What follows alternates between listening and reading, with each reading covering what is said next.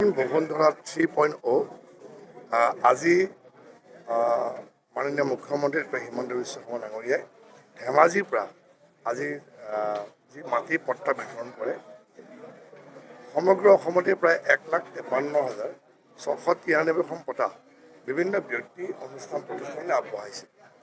নগাঁৱতো জিলাতো সেইধৰণে প্ৰতিটো সমষ্টিতে আজি বিভিন্ন বেলেগ বেলেগকৈ এই যিবোৰ সভাসমূহ হৈছে সমগ্ৰ অসমতেই প্ৰত্যেকটো ঠাইতে আজি এই পট্টা বিতৰণ হৈছে। অসমত প্ৰায় 98টা সমষ্টিত মাটিৰ পট্টা বিতৰণৰ কাৰ্যসূচী হৈছে। আজি নগাঁও ভট্টদ্ৰৱা সমষ্টিটোৰ প্ৰায় 28টা অনুষ্ঠান বিভিন্ন ব্যক্তিলৈ এই পট্টা বিতৰণ কৰা হৈছে। ইয়াৰ ভিতৰত স্কুল আছে, ইয়াৰ ভিতৰত কলেজ আছে, ইয়াৰ ভিতৰত নামঘৰ আছে, বিভিন্ন ব্যক্তিৰ নামো ইয়াত সন্নিৱিষ্ট হৈ আছে।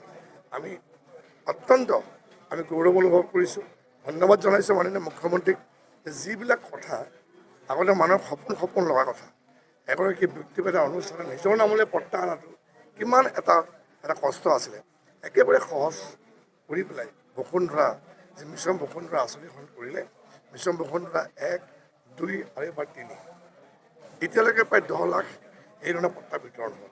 গতিকে মই ধন্যবাদ জনাইছোঁ যে অসমৰ ভৱিষ্যতৰ কাৰণে এটা সুদূৰ প্ৰসাৰী যি সিদ্ধান্ত, যাৰ ফলত বিভিন্ন অনুষ্ঠান প্ৰতিষ্ঠান ব্যক্তিসকলক আজি সহায় হৈছে।